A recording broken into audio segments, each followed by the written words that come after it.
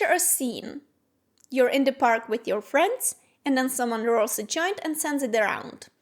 It's all good, and then you feel it hit you, and suddenly the sunny day does not feel as relaxed as it did 10 minutes ago.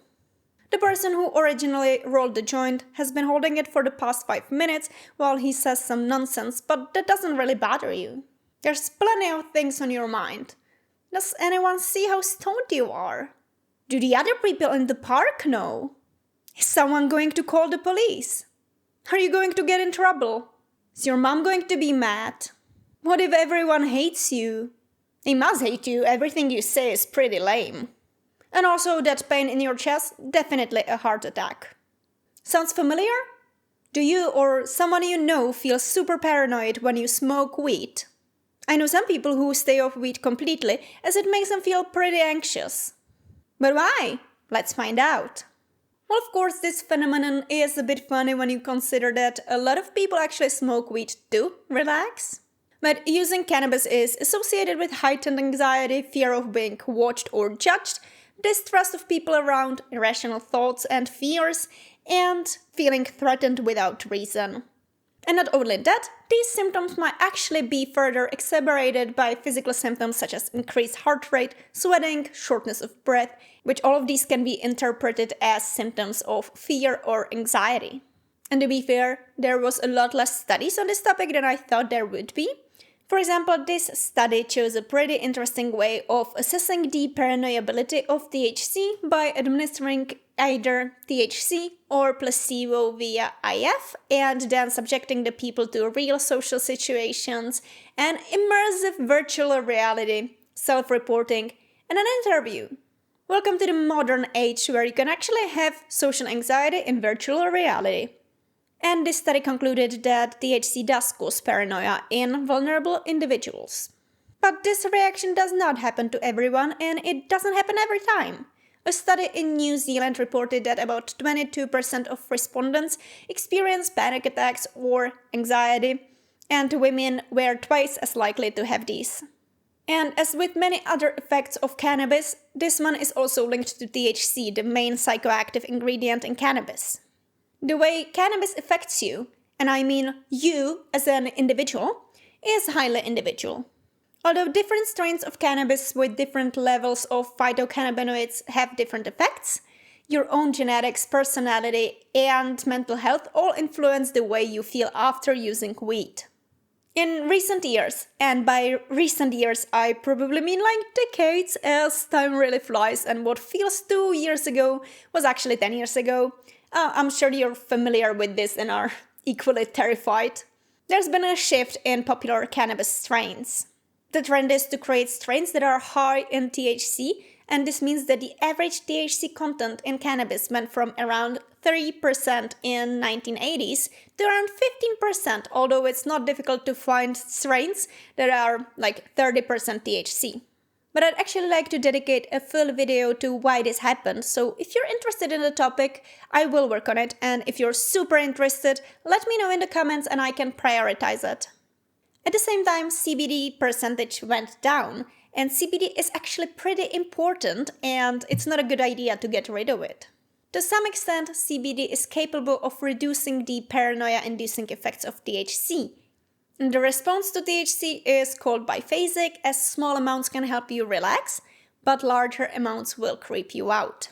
THC binds to cannabinoid receptors all over your body, including your brain, and most importantly the amygdala, the part of your brain which regulates fear and anxiety and stress and paranoia. In some people, this reaction might cause some pretty unpleasant feelings.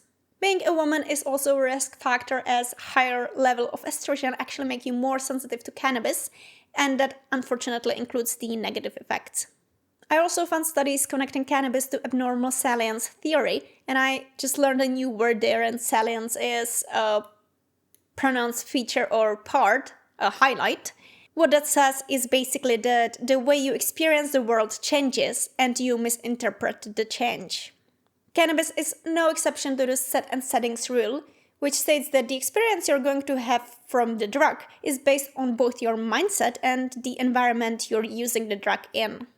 So ideally, you want to be in a good headspace, in a place where you feel safe, and with people that make you happy. They also found a link between childhood trauma, for example, if you were abused or neglected as a child, and more psychotic-like episodes while using cannabis. And it's suggested that it's because people affected by childhood trauma tend to have both worse mental health and also use more cannabis. And remember that your response to cannabis is actually really dependent on how much THC you ingest. And okay, this theory was nice and interesting, but it's not going to help you calm down when you're not feeling well. I mean, technically it's good. I know some people who are calmed down by knowing the biological mechanisms of what's happening to them, but it's not for everyone. So what can you do when you or one of your friends freaks out? In this section, I want to give you several tips for calming down, but of course, what works for you might not work for someone else and vice versa. Obviously, the best way to not feel paranoid is prevention. So if you know you're prone to paranoia after smoking weed, maybe try not smoking weed or reducing the amount of weed you consume in one sitting. From what I've seen, many people I know really go to town when they smoke weed, and I don't think it's necessary to get stoned to oblivion, and having just a spliff or two can make the difference between more mild and enjoyable experience and this paranoia train wreck of thoughts. So try experimenting with the dose. Know your limits. After all, you can always have more if you feel good, but smoking less weed is pretty difficult to do and you just have to wait it out. And if you already don't feel good or you feel anxious, smoking weed could actually make you feel even worse. If you're scared of getting caught or you have poor self-esteem, weed could definitely make these issues worse. My favorite method of dealing with anxiety, and it doesn't even have to be a drug-induced anxiety, is grounding. I think it is especially soothing to have something nice to touch, to just close your eyes and let your fingers explore the texture, and that's all you focus on. Again, experiment with what makes you feel good and do that. This technique might not be suitable for everyone. For example, I can imagine someone might feel panic intensify when they close their eyes. If that happens to you, simple. Don't close your eyes. And another method I absolutely love for anxiety is deep breathing. And yeah, this is the most basic advice ever, but again, whether or not you want to have your eyes closed is definitely on you. And from my experimentation, what I found is really good is to breathe out for longer than you breathe in. So, for example, breathe in for 4 counts and then breathe out for 8. It might also not be a bad idea to eat something, and if you're interested in why weed causes munchies, I made a video about it, so you can watch it later. Gaslighting yourself a little might actually be worth the shot. A little pep talk, let's say. As an internal monologue if your own voice creeps you out. Repeat to yourself that there's nothing to worry about, that you might have smoked a bit more than your brain is comfortable with handling, but it will pass and it's not life-threatening, so there's no need to panic. It's all because you smoked a bit more weed and it's going to pass. You will eventually sober up and you will feel better. Even if there were any critical situation that you would have to deal with, it's not the best idea to deal with it while you're stoned, so you can always leave it for future you. It's going to be fine. You're not dying. And think of other things that help you calm down when you're stressed or anxious. Of course, this might be pretty difficult to do if you struggle with anxiety disorder or mental health issues, which unfortunately a lot of people do. If you do, is it possible for you to access professional help? A psychiatrist or a psychotherapist might be able to help you with these problems and mitigate the symptoms or process the underlying issues that you might have. But of course, this is something that will take a long time and even multiple therapists or psychiatrists, because not everyone is going to be a good match for you and your needs. But hey, most of all, don't worry about it. As this study said, many people have a few paranoid ideas and few people have many. You're not alone in this. And even though you might feel uneasy, cannabis use was not associated with any significant health risks, so even if you feel really scared, nothing horrible is probably going to happen to your body. And to be honest, I completely expected there to be more studies dealing with this topic, but the ones I found definitely came to the same conclusions.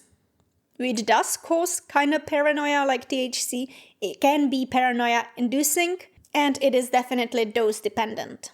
And before I end this video, I want to tell you about a game I programmed. I spent the past 6 months working on it, and now I'm finally ready to share it with the world. It's a simple puzzle game inspired by cottagecore, fall, and mushrooms, and I'm super proud of it. I already got some feedback, and I'm planning to make the game even better. For example, I'd like to add a public leaderboard, but it's currently available on App Store. You can only get it on Apple devices as of now. And you can find it in the App Store under Mushroom Match Relax, and I'll also add a link to the video description. If that's something you'd find interesting, I'd be happy if you give it a try. And for Android, I'm currently running a playtest, so when it's finished, they'll let me publish it on Android, and I'll add the link to this video's description as well. But that's it for today's video, so I hope you learned something new and interesting, and if you're interested in drug and addiction related topics, you can follow my channel and I'll make more videos. Thanks for watching, have a great day, bye!